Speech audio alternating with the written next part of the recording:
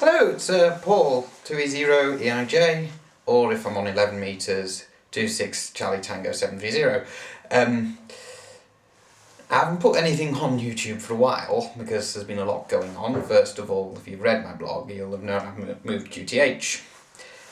Two reasons I did this. One, I needed the space. I was running out of space at my old QTH. It's far too small. Secondly, the neighbour below me, if you've read my blog, you'll know didn't appreciate me putting up a non-permanent antenna. Sure you've read my blog on that one. So, yeah, unfortunately I've not been able to do many videos because unfortunately there's been things happening in my life which have unfortunately got in the way.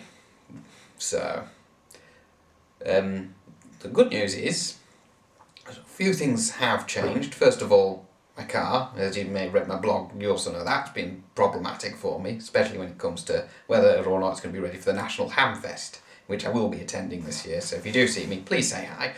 That would be very nice. Right, so, new QTH, which means obviously a new shack. And obviously I was going to show the new shack off once I got it all set up ready to go, but again, things happened. But, you know, things happen, that's life. Radio Hobby has to go to one side, so I've not actually been that active on the air that much either. But I've still gone to the club, which I suppose is a good thing. My local club has actually moved from its previous location in Colburn to Hudswell, which is a little village just above Richmond in North Yorkshire. So, without further ado, we shall go into the new shack. Right, welcome to the new shack. Same desk as before, from my old shack. Plenty of room for a new desk, as you can see. This was meant to be a bedroom, this is a 2-bedroom flat. Nice view out the back.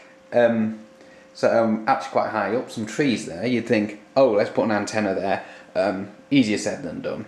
So, pretty much the same setup as I had before. So I've got rig on the top for 270.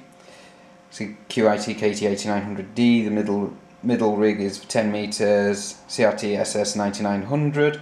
That can do 11 metres as well, but that's strictly not legal. You do that at your own risk if you've got one of those.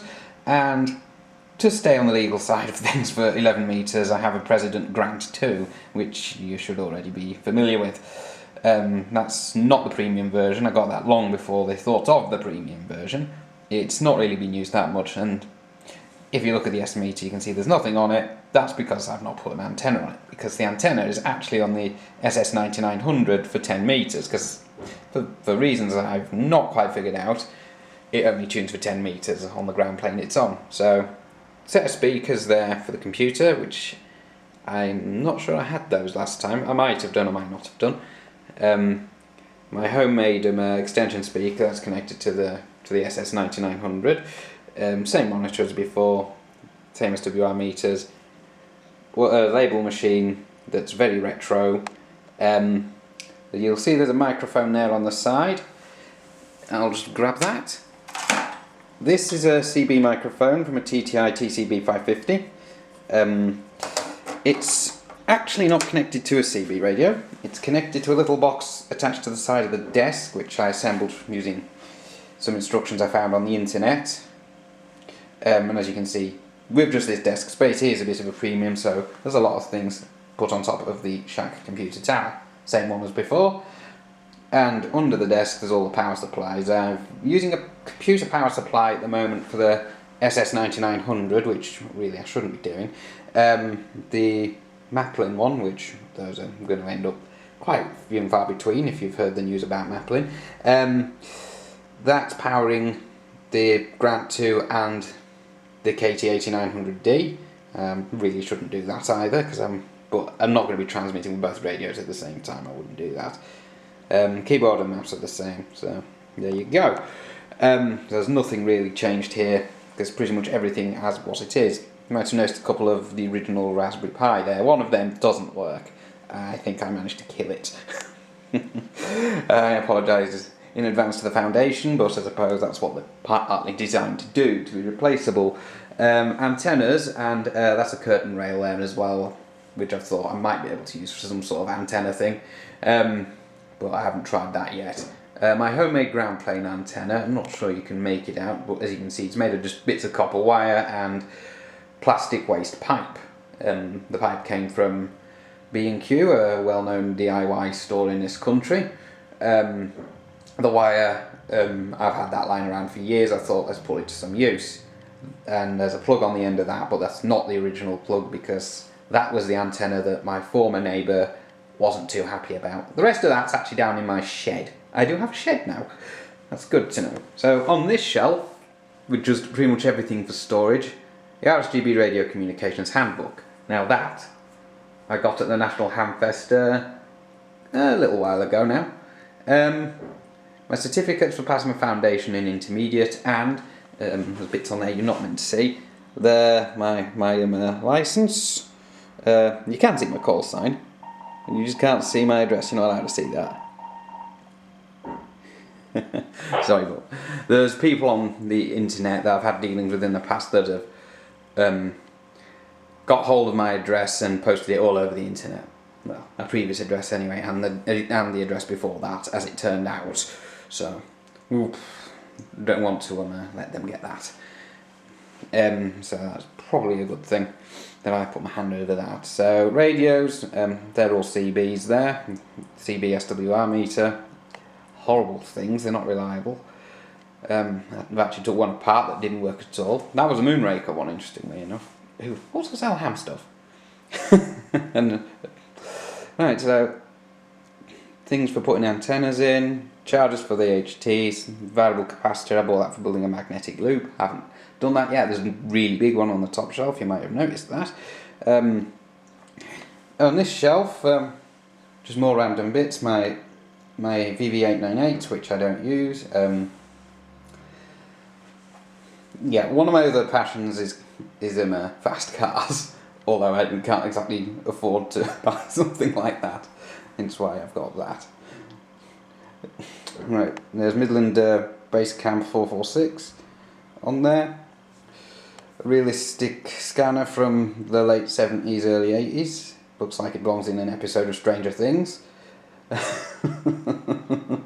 thought about that the other day.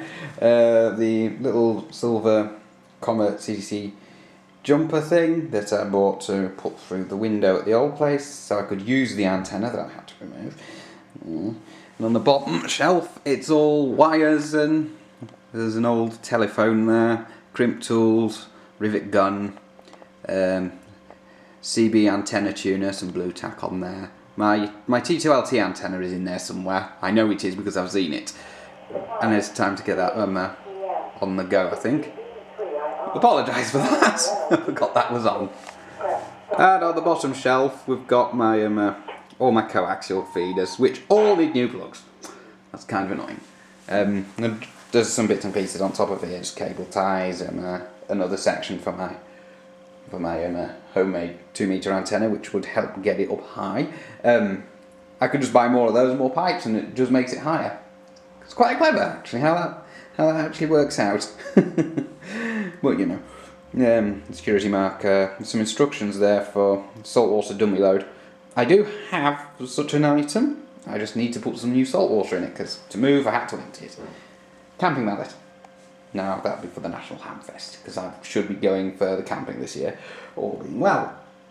And then the last item, just be careful there. Last item on my list is my antennas. That's what my antennas amount to at the minute, my working ones. Mag mounts. Unfortunately, I haven't had a chance to speak to the landlord in order to get one up outside, and the only one I'm guaranteed to probably even get out there is probably a Diamond X50, because it's white and just blends in with the white walls outside. I'm near a road here as well, but I've got double glazing, so it cuts the road noise down, so that shouldn't be too much of a problem. Yeah, I think that's probably covers it. My headphones, I hang them from the curtain track, because, well, I don't have any curtains on this anyway, but I really should. It would be nice, but I might wait until I get that antenna situation sorted. I think that basically covers it. That's the store cupboard. The server that I used for my website is in there, but I've shut that down because it's just far too power hungry, and to be honest, it was putting my electricity bill up to a little bit over £100 a month, and you know. So that's why all my other websites and my Shatcam are offline. And you might not have noticed, but I am actually filming this using the JVC Aveiro camcorder, which was serving as my Shatcam for a time, but now it isn't. I suppose that's a good thing. So, that basically rounds up the shack. Well, it will improve, and I will hope. This isn't really meant to be such a serious video, it's just meant to fill in a gap that has been missing for a while. Let's try to face the wall for that better. Right. I suppose there's not much more on this one now. Right, I think that should about cover it now. There's nothing else to put on here, I don't think. The only thing left to do for me to know is say there will be more videos coming up. Just a matter of when I get them up. I'm trying to get some radioactivity planned for the summer months. My initial plan was to go to Tan Hill at some point in the summer months with the drive-on mast stand of the T2LT and the telescopic pole. There's also a plan to go up onto a hill called Roseberry Topping, which is, I think it's near Stokesley. Well, it's in that general direction, that's all I can tell you. To try and work from there as well, but unfortunately, with unfortunate circumstances happening earlier in the year, that didn't quite happen, and my car, I don't think, was up to driving around a lot. But the good news with the car front is that is sorted. I do actually have a different car now. Different car, but it's exactly the same, if you see where I'm coming from. It's the same models, just newer. And I haven't put the 400 in there yet. The FTM 400 is actually in my living room, waiting to go back in the car. I want to get it in the car. I'm putting it in the boot this time. Well, the box in the boot, I'm putting the control panel in the front. There's a place for that. I've had to rethink how that goes in because there's a few other problems with the car. So, right, that will just leave me to just bid you farewell. So, this is Paul, 2E0 EIJ, or if you catch me on 11 metres, it's 26 Charlie Tango 730. Wishing you best 7 threes. And bye for now.